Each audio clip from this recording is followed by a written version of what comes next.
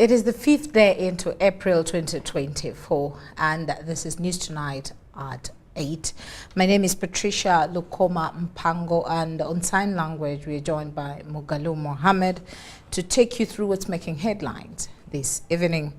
Now into the Presidential Press Unit, President Museveni has met officials from Nile Breweries Limited at his Kesoze farm, led by the company board chair Onapito Ekomoloid. During the meeting, the president and the officials discussed issues ranging from alcohol health precautions to taxation and expansion of locally based raw materials in the production of alcohol.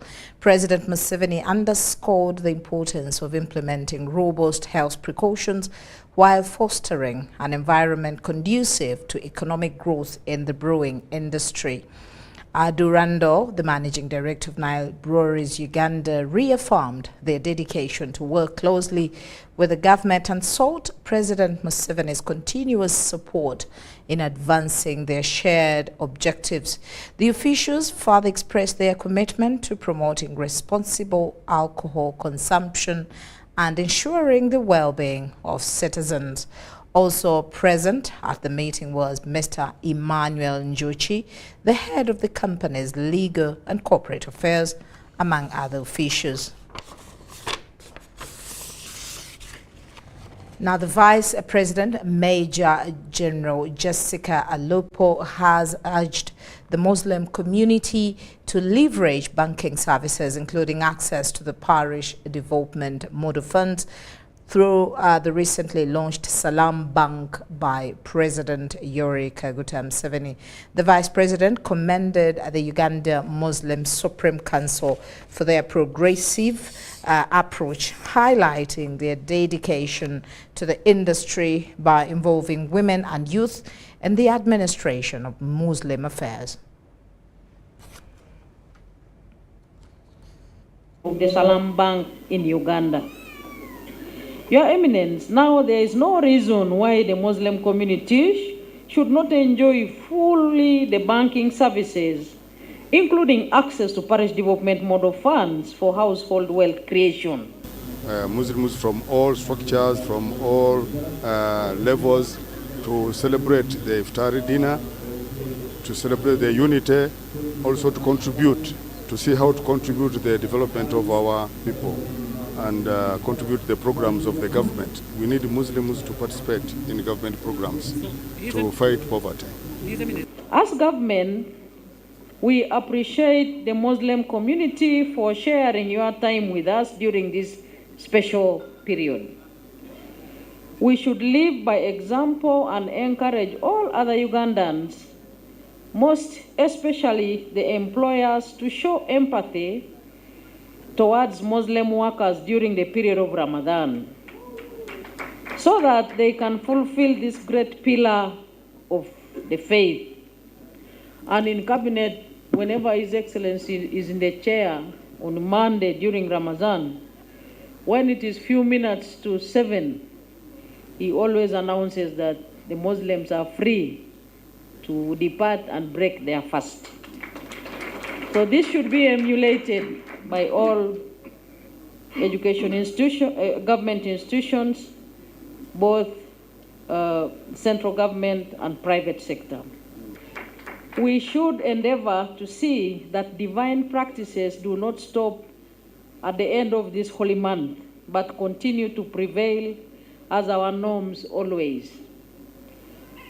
Government initiated the Interreligious Council of Uganda and supports unity and peace of interfaith dialogue as part of freedom of worship enshrined in our Constitution. We appreciate seeing Muslims and Christians gathering together in various fora to share and honor the holy month of Ramadan. This is a credible achievement for uniting citizens. Maulana tumwebaza bange Jessica ALUPO mama wangalira.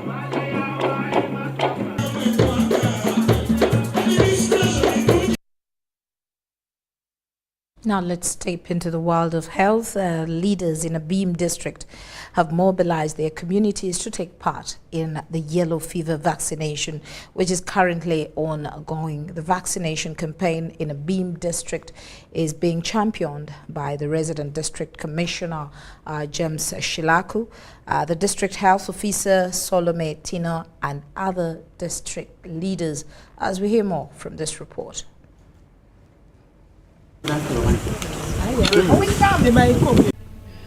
Government through Ministry of Health rolled out the yellow fever vaccination in 53 districts across the country.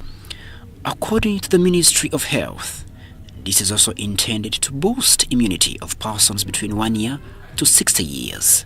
At Beam district, the vaccination exercise is going on smoothly and under proper monitoring in all schools. According to Abim district leaders, many residents here suffered with yellow fever during the outbreak in 2010, claiming many lives, especially in Morulem sub-county. On a daily basis, about 6 to 8 people were dying in that small village of Aremo. Let us take this thing seriously. Let us take vaccination seriously against yellow fever. They have on this note urged locals to embrace the vaccination exercise. Some parents are going to schools, denying their children from being vaccinated, more especially in the primary schools. They have made some of them pulling their children aside not to be what? Vaccinated. This vaccine is for the good of your body immunity. It's tested. It has no harm or danger on your health. Take it. So this vaccine is safe and effective. All the vaccines we bring to you here are safe and effective. Why? They are going through many clinical trials. This one is a government program for all of us. You might not be surprised in the future that to get government services, they will demand for this card. So let us get it now when it is free of charge. Abim district is targeting to vaccinate 164,000 people. The 9 districts of Karamoja are among the 53 districts where Ministry of Health is currently rolling yellow fever vaccination in the country. Crispus Adenitwe, Maureen, UBC News. Yellow fever.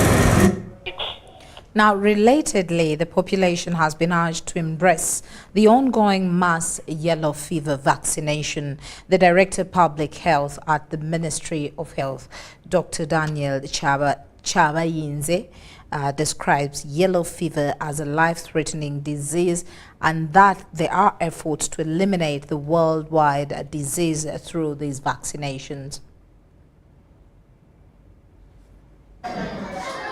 Government is currently carrying out mass vaccination against yellow fever for both adults and children.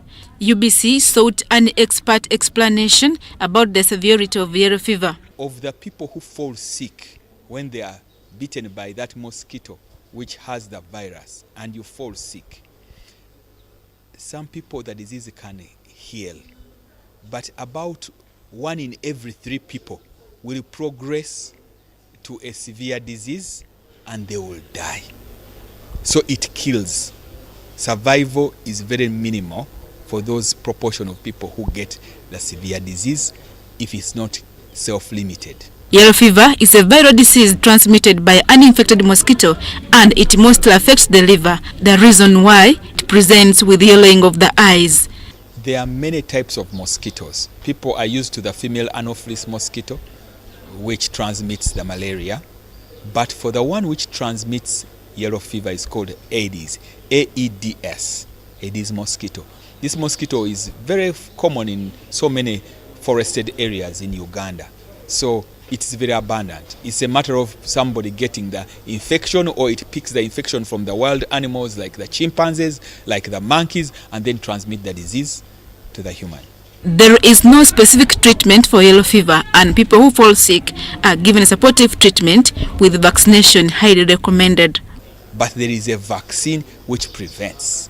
So we have to maximize our approach to making sure we prevent, and the most effective prevention is not only avoiding mosquitoes, which we can't almost do in this setting, but we can prevent using a vaccine. According to the Ministry of Health, Uganda has had 8 outbreaks of yellow fever from 1952. Adia Nakute, UBC. Now, still to do with vaccinations, the minimal sensitization about the vaccination of yellow fever has led to the low turn-up in communities and schools. School heads are now calling upon the Ministry of Health to intensify on sensitization, especially to parents who are still denying their children from getting the vaccine.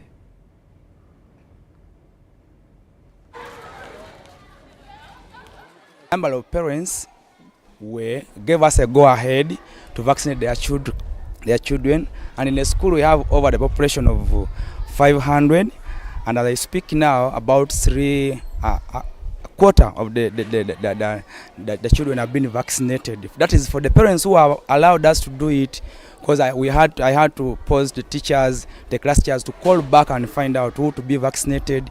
And then the other issue that some of them were giving me information that their children had been vaccinated, and when we went ahead to inquire from the children, they were telling us that we have never gone for vaccination, meaning parents have negative attitude towards this vaccination. So my humble appeal to the Minister of Education is that at some extent we need to sensitize the public about the importance of these vaccines and all that, because very many of them see it as a threat to the life of their children, and that's why they're not even carrying it out. And actually we had to enforce some of them. We went to explain to them what is the importance of it and all that, and we had to go through a lot of processes to make sure that they accept what the program is. Of course, some of them, the reasons they were giving to us, they said, my child has such issues, because even these nurses, they were advising us, children who are infected, HIV positive, children who have sickle cells, children who have weak immunity, children who are very, very weak and they are sickly. They are not supposed to be immunized against this vaccine. The vaccination is taking place fairly. We started yesterday. Since they started with the schools, at first they suggested to start with the school the first 4 days.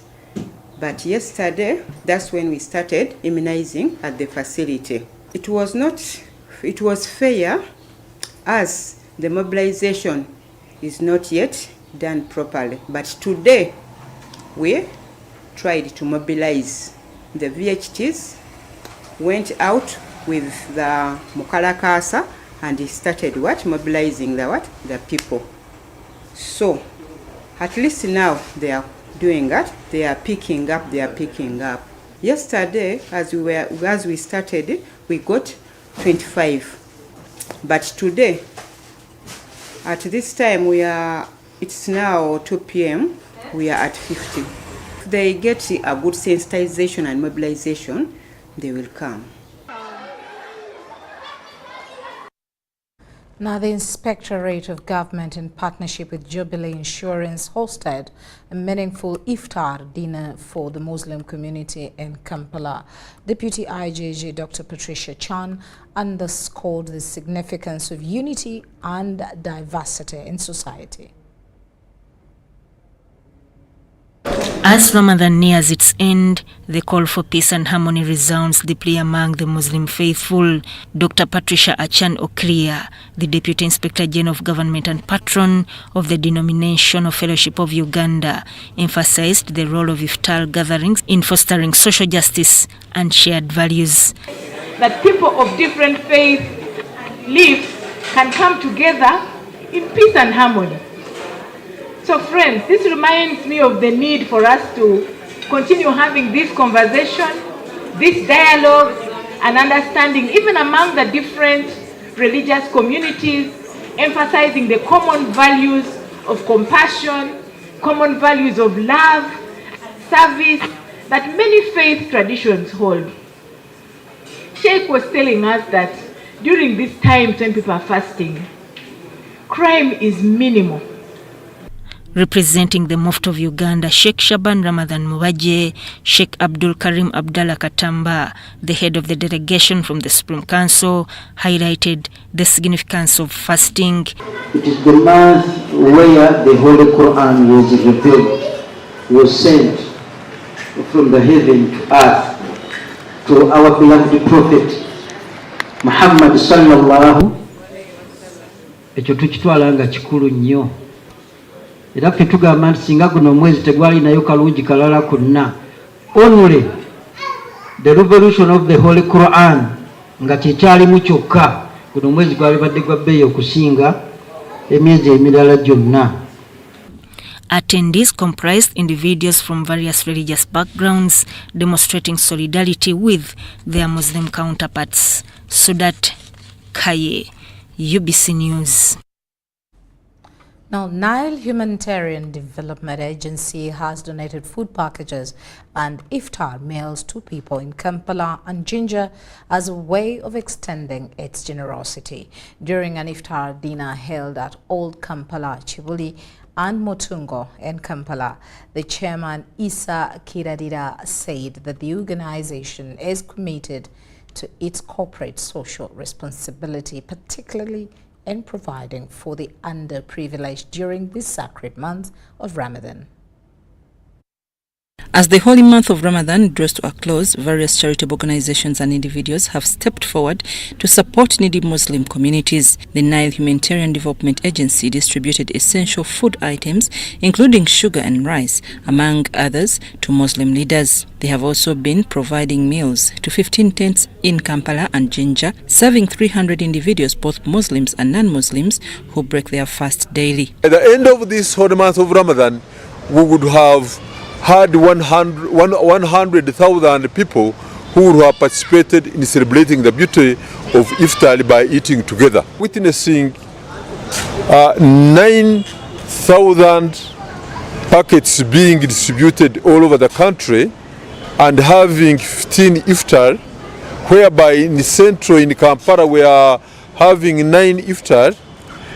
In Jinja, we are having 6 iftar. The chairman, Nile Humanitarian Development Agency, Issa Kirarira, appreciated government for creating an enabling environment for non-government organizations to fulfill their mission of addressing people's needs. Putting in place a very good environment where we have really enjoyed this fasting without any problem, when everything is put in place so that Ugandans break fasting with love, with passion, and of course celebrating the beauty of it. Thank you. A lecturer at Macquarie University, Dr. Mutagubia Hassan, commended the Nile Humanitarian Development Agency for its significant contribution to humanity. Of the fruitful of this tent, we have got new Muslim converts, around 10 numbers. Even today, someone is joining our religion. Sheikh Musa Lukandwa, Muslim liaison officer at the Office of the President, also acknowledged the Nile Humanitarian Development Agency efforts. The donation and the good work which they are rendering to the community of Uganda, most especially during this holy month of Ramadan, for donating to the entire community. Imam Mukasa Kasim of Hidayah Mosque in Chibuli urged Muslims to deepen their devotion to Allah in the remaining days of Ramadan. As you can see, it's not only about food, but eating together, sharing together, and bonding together, and also amplifying the Islamic love and customs and tradition between us. I'm Nafka Farida, reporting.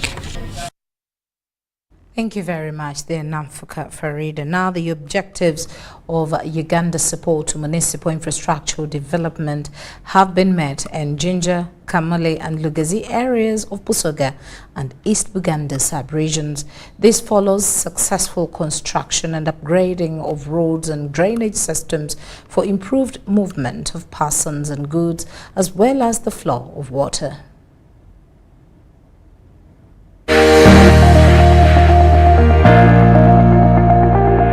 It is said to be one of the best planned cities in Eastern and Central Africa.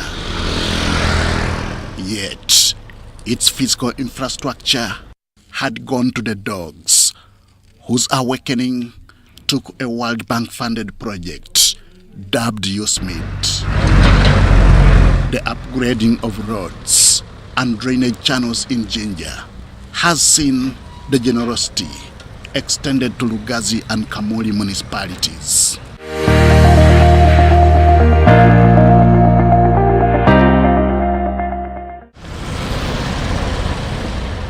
It is a gateway to the western part of Kenya, one of the country's cross-border business partner states. This makes Jinja one of the most important cities whose economic capacity is worth reviving and consolidating. This is what the Uganda support to municipal infrastructure development has been doing. Well, before we became a city, Jinja had about 215 kilometers of roads that were in dire need of reconstruction. And now that we became a city and having annexed a couple of sub-counties onto the former municipality to become a city, we now have about 513 kilometers of roads to look after and probably be able to reconstruct. So we obviously needed to reconstruct our infrastructure in terms of roads, the drainage, and many of these other infrastructures that we had as a city. Roads like Engineer Zikusoka Way has seen 2.03 kilometers worked on, 0.3 kilometers on the main street, and Busoga Road has been upgraded up to 0.33 kilometers, totaling to 2.66 kilometers in Jinja City. All this happening thanks to what is commonly known as USMID additional funding projects. Before 2014, by around 8, the entire city was empty. You could not find people in town. And you can see that there are bigger investments coming in. Today when you want to find nice bars, they are coming up. And people are coming from Kampala to enjoy that ambience during, with the waters and the bridge, it is bringing, it is attracting more people to come here. So that is the Jinja now I'm talking about. Jinja is so different from other areas. Because if someone is coming from wherever they are coming to Jinja to see the source of the Nile, they are not coming to Jinja alone. They are coming to Jinja, they are coming to Uganda, and they are coming to Africa. We have done Clive Road East. We have done completed Busoga Avenue, which houses the Presidential Lodge, and we have also been able to increase on drainage, which were additional works in this last phase that we have done. It is not only Bernard Mbayo, the Speaker of Jinja City Assembly and the Mayor of Jinja City, that have seen this milestone. The rest of the population has observed improved infrastructure in Uganda's second largest city. Nti niwe de basa mukaga musanvu street eriku badikoze bulungi sobola okutambula saadona demba nenze olwokuba street eriku. Business yandibadde nnungi olw'ensonga nti abantu bakola okuva ku makya paka nga saawa 4-5 aba basobola okukola kwezo saawa. Kyesinga otambuza mu kibuga so abasaabaze ne ku bazungu baida abalambuzi baife bona tubatambuza muku ayi kyenda tubatambuze mu ngudo enungi etaida abina. In trying to establish the extent to which this project has changed other places, we seek to explore progress in Kamuli Municipality. We drive approximately 60 kilometers from the central business district of Jinja. Our arrival in Kamuli Municipal area is welcomed by a sparkling outlook. In all manners of description, it is worth the optical nutrition. We meet Kagabo Dennis, the Deputy Mayor of the Municipal Council. Talking about the achievements of USMID is just worth his time. I want to comfortably tell you that we have the roads, tarmac roads, fully lit, and the others are pending. They are at 90% completion. We are going to put the lights, so we shall have a lit town. To him, failure to give credit to USMID is tantamount to encouraging mediocrity. In total, we have 6.5 kilometers. They are at 90% completion. We are just waiting for light installation. They are working on walkways, and in a few weeks they will be done. We shall be done with our roads. This similar positivity is shared by both the people and leaders of Lugazi municipality. Because at the first we have been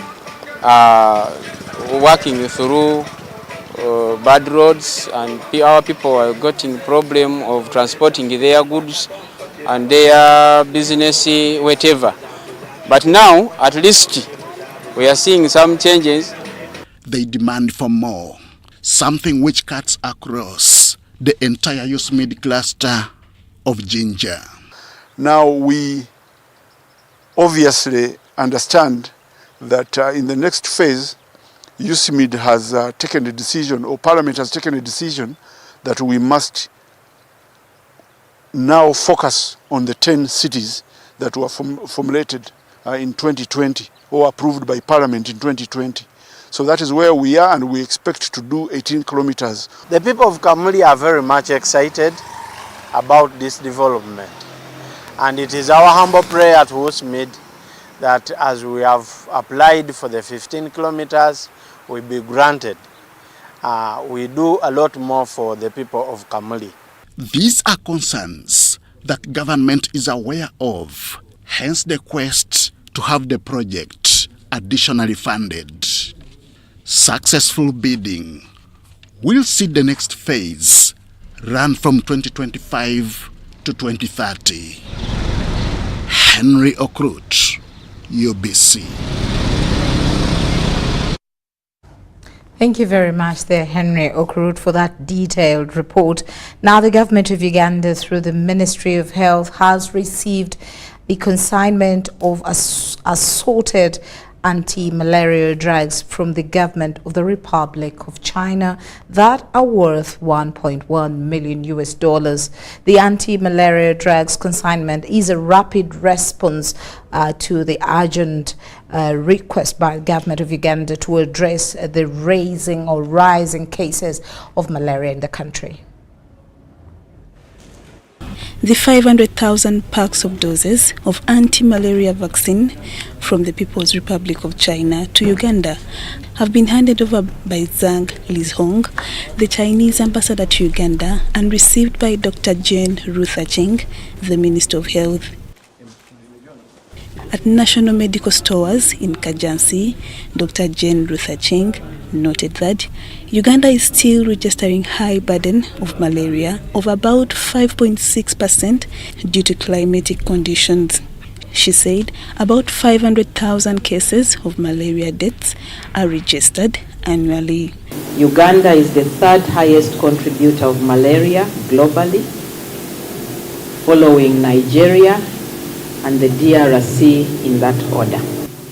The most affected populations include children under 5 years, pregnant women, people with immune deficiency conditions, rural and hard-to-reach populations, especially those in the lower socioeconomic status and refugees, and most recently, children aged 5 years to 15 years.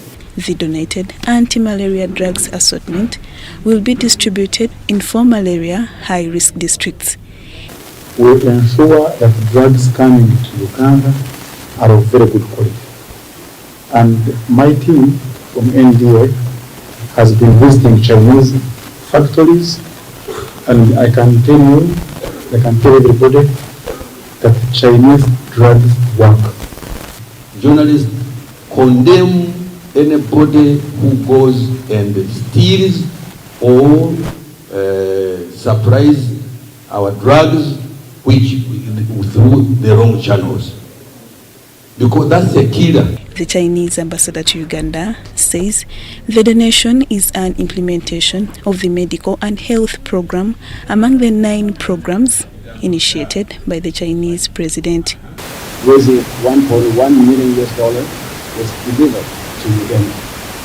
This donation is a rapid response to the urgent request of the government of Uganda to address rising cases of malaria patients last year.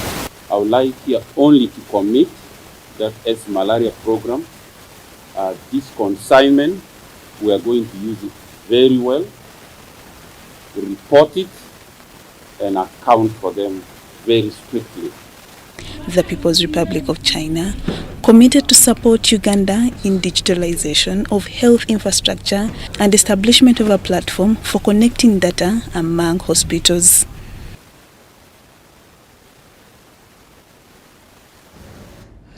Now, Uganda Kingdom has appreciated President Museveni for supporting the cause to fight against HIV and AIDS. This appreciation was extended by the Uganda Katikiro Charles Peter Maiga during a courtesy visit by Hajat Hadija Namyalo. People at individual and company levels have continued supporting Kabaka Ronald Mwenda Mutebi's birthday run, scheduled to take place on Sunday, 7th April this year. Handing over the kits to them, the Katikiro of Buganda, Charles Peter Maiga, advised all companies to partner with the kingdom in this cause. For those companies and organizations that partner with the Kingdom of Uganda, there is a ready market for your goods or for your services. The Kingdom of Uganda is a very visible brand, probably the most visible brand in Uganda and in East Africa. In a special way, Maiga extended the kingdom's appreciation to President Museveni for supporting the cause. The head of the office of the National Chairman, National Resistance Movement in Chambogo, bought birthday kits worth 50 million Ugandan shillings. This week, I had an engagement with HE in Rachitula, and I informed His Excellency and Mama that we have the Kabaka's Run. I told him the concept, and he told me it's okay, I'll give you a call, and the grandchildren of this nation have to take part.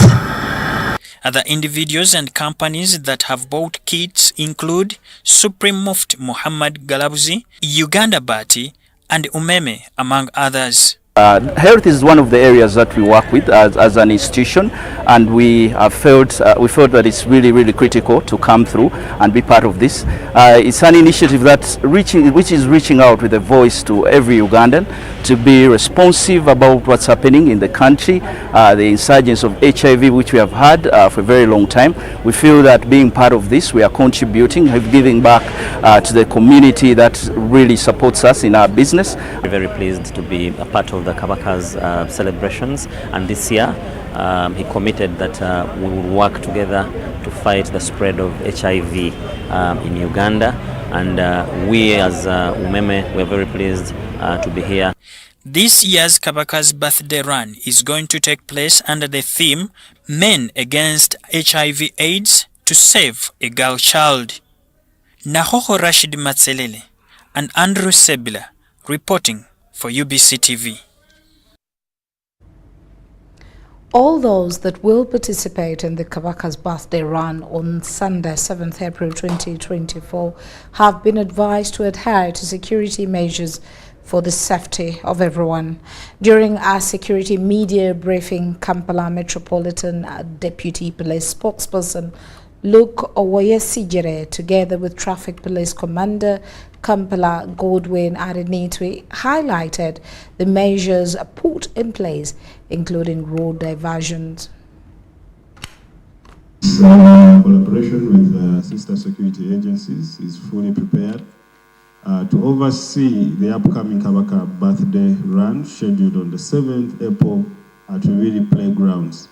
The run is featuring distances of 21, 10 and 5 kilometers will traverse various areas in the city center and outskirts, as outlined by traffic authorities. Ensuring the safety of all participants remains the Uganda Police top priority. The arrival into the palace through the 4 gates. One is the main gate called Wankachi, and that is for the VIPs. That's how they will access with their vehicles. The second gate is the one called Kalala for Lubiri High School. That's the second gate. But there are only pedestrians, those without vehicles will access that gate. Don't expect a border or any other person driving a vehicle on Ring Road on Sunday. Similarly applies to Kabaka and Jagara Road, right away from the main gate of Bidi up to Bulange. We will not entertain any border or any person cycling around there or driving a vehicle there that very big day. So we appeal to the public to follow all directives that have been put in place. We shall have road diversion.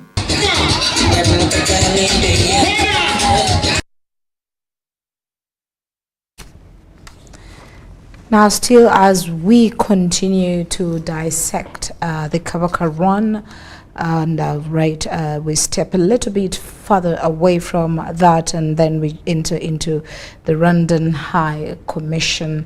Now, the Rwandan High Commission in Uganda is set to hold a series of events aimed at commemorating the genocide against the Tutsi.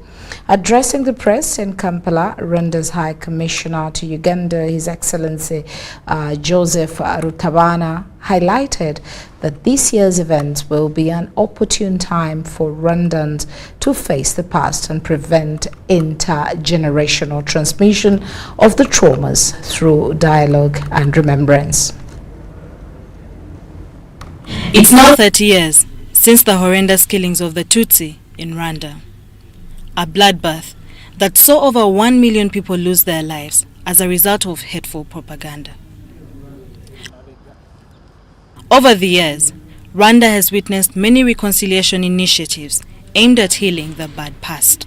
In Uganda, the Rwandan High Commission is set to hold a series of events to mark the 30th Kwibuka anniversary. Every year, the government and people of Rwanda, together with the international community, do commemorate the genocide against the Tutsi in Rwanda on April 7, and a mourning period of 100 days is respected in Rwanda from April 7 up to July 3rd. According to the High Commission, these events will present an opportune moment to reflect on the transformational journey that Rwanda has undergone for the last 30 years. Kwibuka 30 is especially an opportunity for every Rwandan to face the past and prevent intergenerational transmission of traumas through dialogue and remembrance. The preservation of memory is pivotal in shaping a cohesive and forward-looking nation. Whilst the event happened in 1994, Rwanda has made a deliberate decision to move on by facing the past, reuniting as one, and committing to never let the events that led to the genocide happen again. Sharon Tomdisha, Samuel Seneno, UBC News.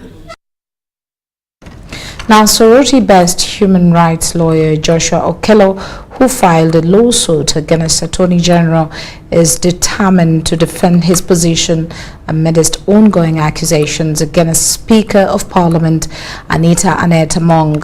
Even if the court's ruling does not favor him, Okello vows to appeal any adverse decision.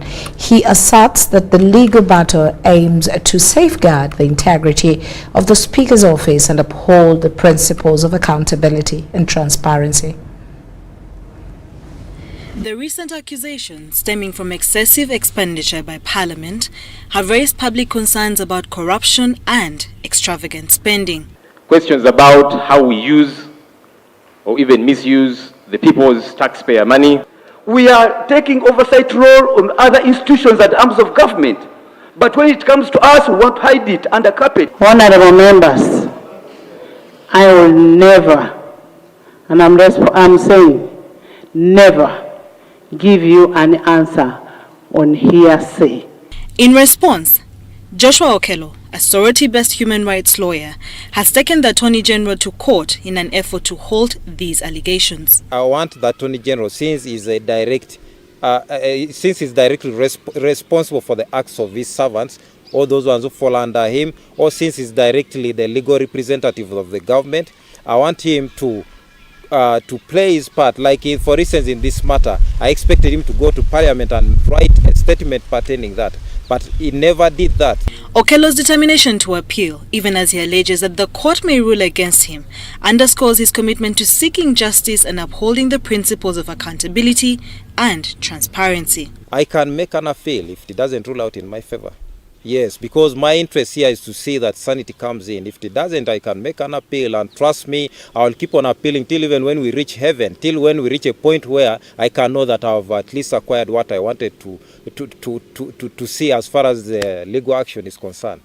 Okello's petition to the High Court in Kampala aims to hold further investigations into the Speaker's conduct, arguing that an independent commission should handle the matter than the leader of opposition and online activists. There are other institutions which are meant to carry out obligations, like when you talk of Auditor General, then the IGG itself. Those are the major bodies which were meant to carry out investigations as far as the request of the leader of opposition is concerned.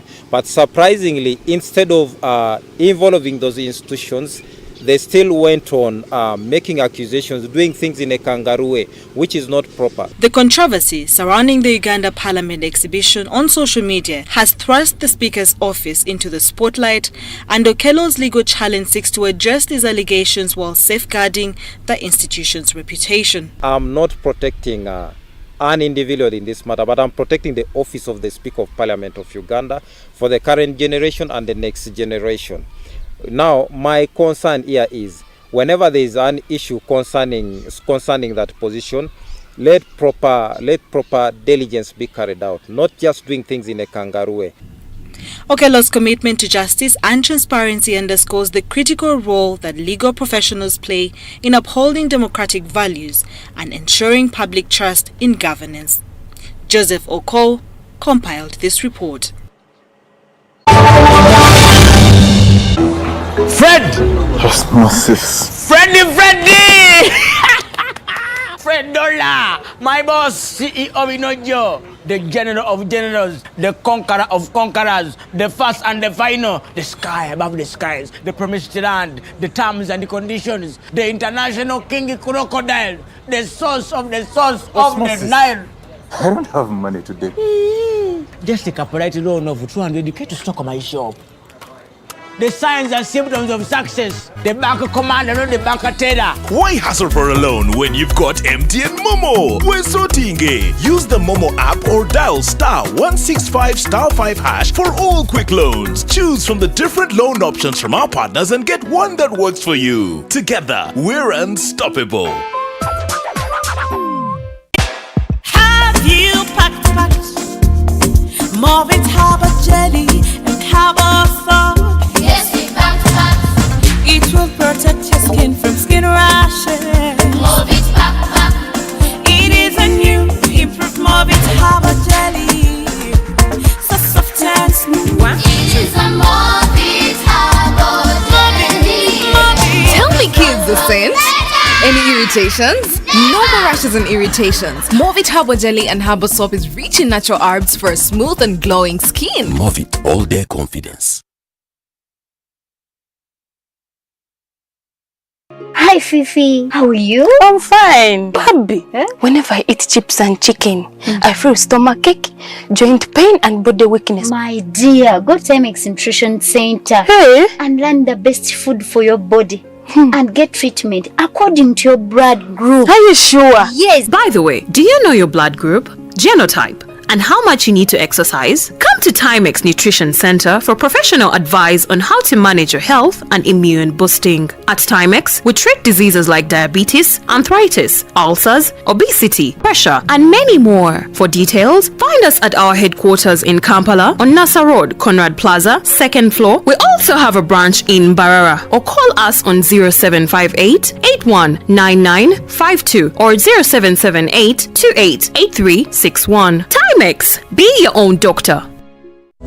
The government of Uganda and the Uganda Bureau of Statistics is calling upon all stakeholders such as the chief administrative officers, city mayors, resident city commissioners, city clerks, city and division councillors, wards and LC chairpersons, as well as the residents and business communities to cooperate with the UBOS field teams as we embark on advanced preparations to conduct the National Population and Housing Census on the 10th of May 2024. The census will be a 10-day exercise to obtain statistical data and information that will be used for planning and policy formulation, including information on 1. How many we are, 2. Where we are, 3. How we are living, 4. What we own, and 5. Where we access services from. The Uganda Bureau of Statistics has now started listing of households and mapping in the 11 cities of Arua, Fort Portal, Gulu, Hoima, Jinja, Lira, Mbale,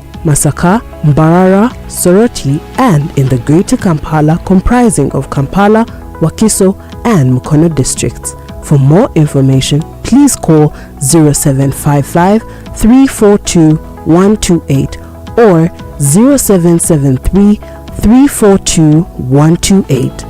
This message is brought to you by the Executive Director and Census Commissioner, Uganda Bureau of Statistics. Census 2024. It matters to be counted. Attention everyone, the Ministry of Health has planned to vaccinate all persons aged 1 year to 60 years old to protect them against yellow fever disease. The mass vaccination will take place in 53 districts in these regions: Kampala, Buganda, Teso, Ankole and Karamoja. Vaccination is free and available at all government health facilities and outreach posts in these regions. The vaccination campaign will take place from April 2nd to April 8th, 2024. The vaccine is safe, effective and free of charge and has been approved by World Health Organization and Ministry of Health. This message is from Ministry of Health with support from Gavi.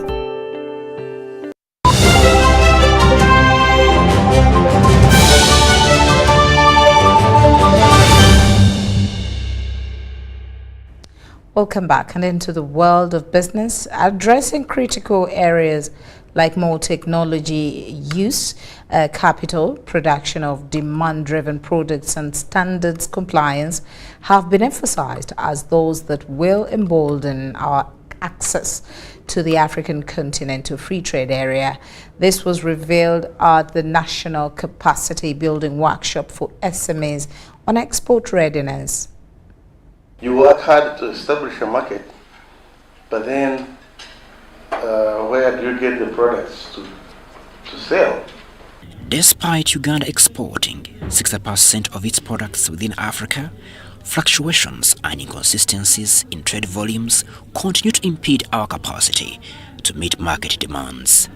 Nevertheless, Uganda and the East Africa region as a whole are well ahead of other regions in terms of our readiness to leverage the broader Africa Continental Free Trade Area. The African Continental Free Trade Area represents a monumental opportunity to create a single market that connects over 1.4 billion people across the African continent. Now, this is really good, it's big. And once you as an SME, you can be able to have your product consumed even just by 10% of this 1.4 billion people. Perhaps on a daily basis, you can imagine how big this can be to you, but also to us as a country. Statistically, only 18% of Uganda's SMEs meet the minimum required standards for export readiness. Addressing this concern would significantly boost Uganda's efforts to tap deeper into Africa's single market. We believe that it is a pathway to unlocking the full potential of intra-African trade driving economic transformation and fostering prosperity for generations to come. And colleagues, if we are going to trade with each other within East Africa, within Africa, we must really make sure that we comply with certain minimum conditions. The CFTA, once it is implemented, it is going to lift almost 98 million people out of extreme poverty, both extreme and moderate poverty. The biggest gain from the CFTA is not only tariff reduction, because when you look at the average African tariff, they are not so high, but the biggest gain will be to eliminate non-tariff barriers. Embracing minimum trade requirements has been touted as the gateway to building sustainable trade. The issues of living, that's biosecurity concerns, because these affect life of plants or animals. So until we comply to those standards, we cannot continue in a sustainable trade with each other. We have a long way to go. We have to create viable enterprises and put and give attention to the demands for the markets. We understand what they need. Crispus Arinitwe, Maureen Babidie, UBC News.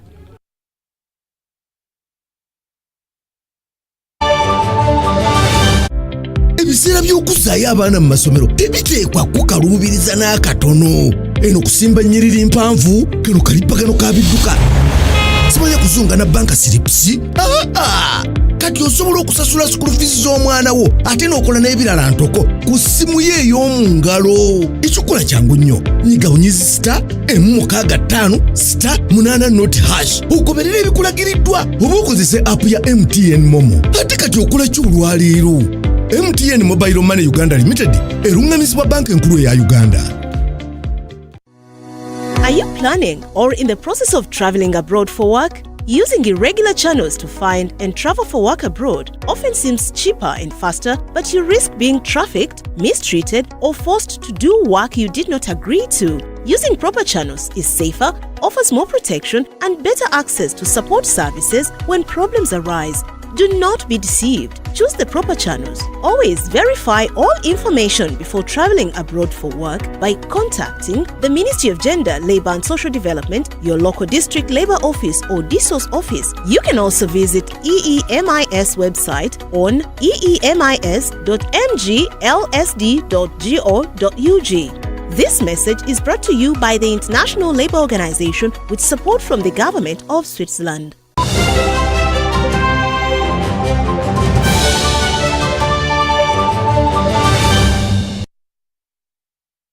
And into the world of sport, Uganda Cricket Association has released a 15-woman squad for the upcoming T20 Women's Global Qualifier Tournament. Notable names in the newly promoted team include Captain Jane Mbabazi, Vice Captain Rita Musamali, Kevin Awino, Sarah Walaza, and Sarah Akiteng. The final 15 for the T20 Global Qualifiers has only one change, with Proskovia Alako making a return for Immaculate Nandera. I am a Victoria Pearls player. Kulume Fiona. I'm a bowling all-rounder in the Victoria Pearls. To the new technical team. And the girls are nowhere. It hurts us. So when you come to join us today, it actually means me.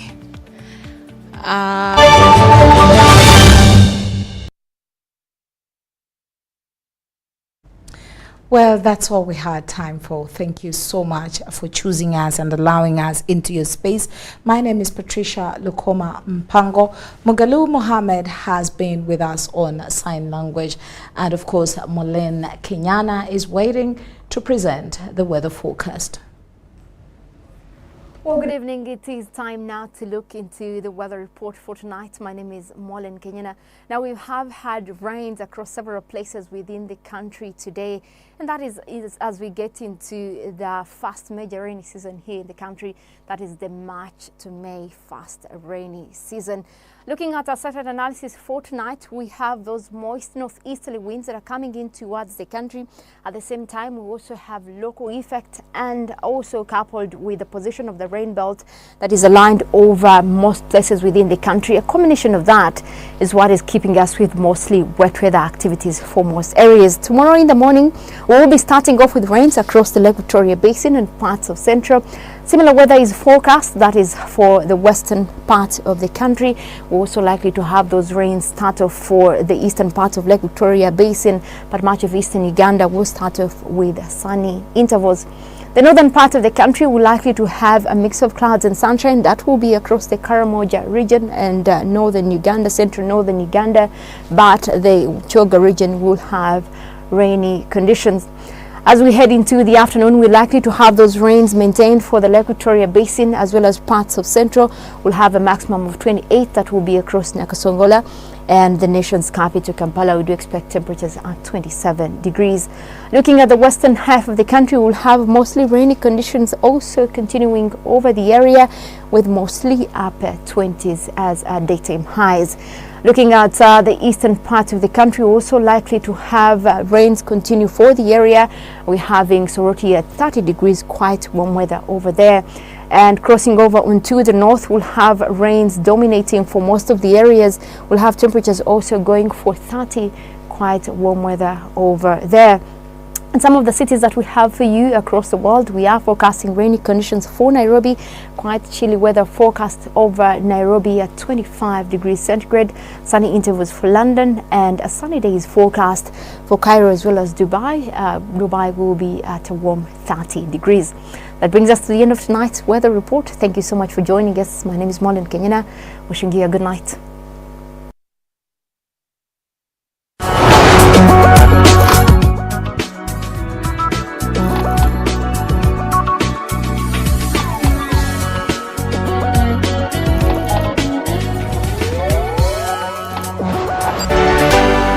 UBC, inspiring Uganda.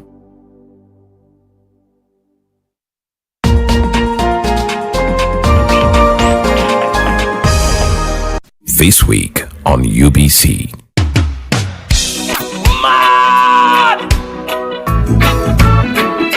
It's the freak himself, DJ Santos, the problem. Oh my God!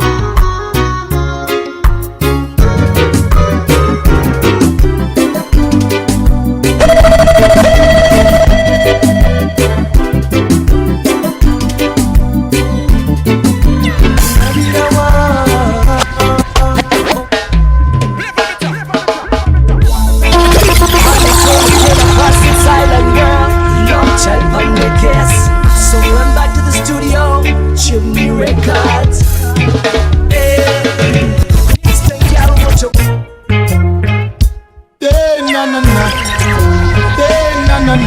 From the blues to the streets of Africa, DJ Santos. Follow me on Facebook, Twitter, Instagram, and YouTube at DJ Santos.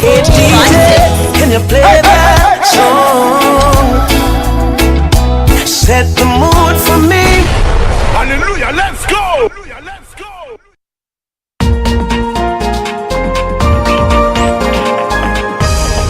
This weekend on UBC. There is only a handful of scientists in our 21st century that can be put in the same statement as Albert Einstein and Isaac Newton. Professor Enos Kiremire is one of them. He has expanded the boundaries of human knowledge by creating his own cluster theory. Doing experiments, mixing solutions, and you see these color changes in the laboratory. Those colors have fascinated me. According to Professor, mathematics is in its own way the poetry of logical ideas. What fascinates you with figures, numbers? I think they're very beautiful on their own. The numbers are very beautiful. The numbers. Guys, I'm feasting on this. Yes. Wow. Yes. They're very beautiful. Yes. The numbers, once you're interested in solving those problems. This conversation will be about a small boy from Chigezi who wasn't born with a silver spoon in his mouth that fell in love with science.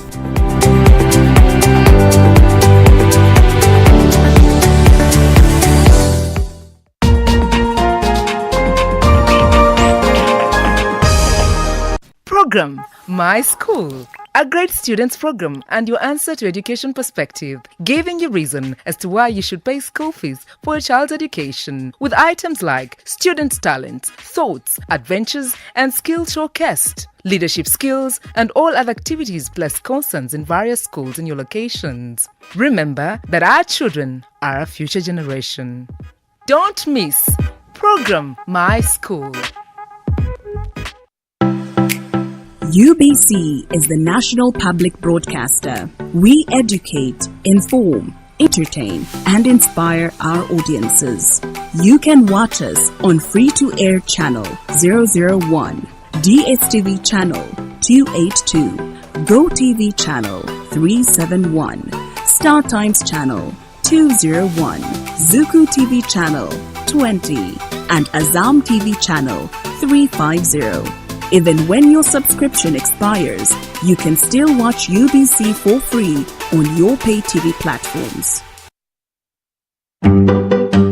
Did you know that our number one value as a nation is to respect and protect the environment? With the current population increase of Uganda and industrialization, this has increased pressure on the natural resources, resulting into environmental degradation and global warming.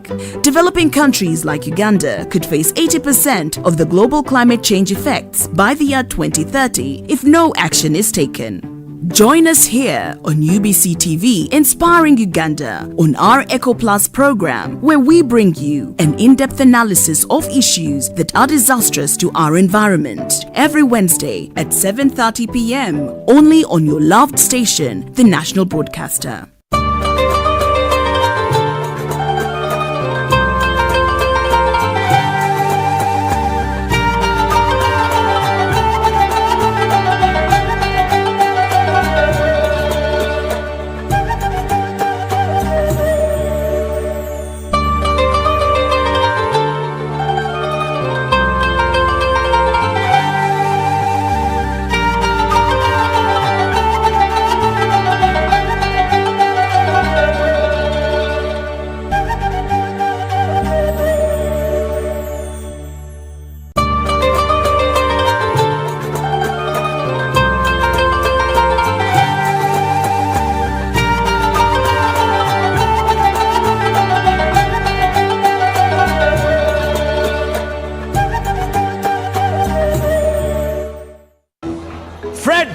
Osmosis. Freddy!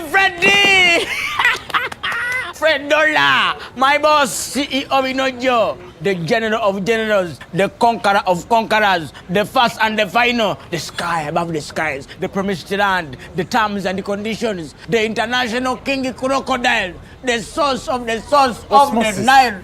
I don't have money today. Just take a polite loan of 200k to stock on my shop. The signs and symptoms of success. The bank commander, not the bank teller. Why hassle for a loan when you've got MTN Momo? We're so tingy. Use the Momo app or dial *165*5# for all quick loans. Choose from the different loan options from our partners and get one that works for you. Together, we're unstoppable.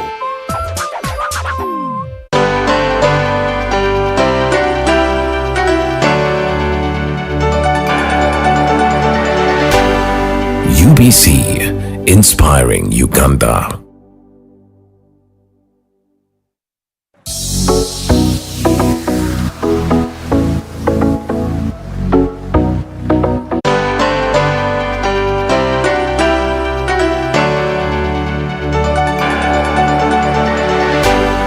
UBC, Inspiring.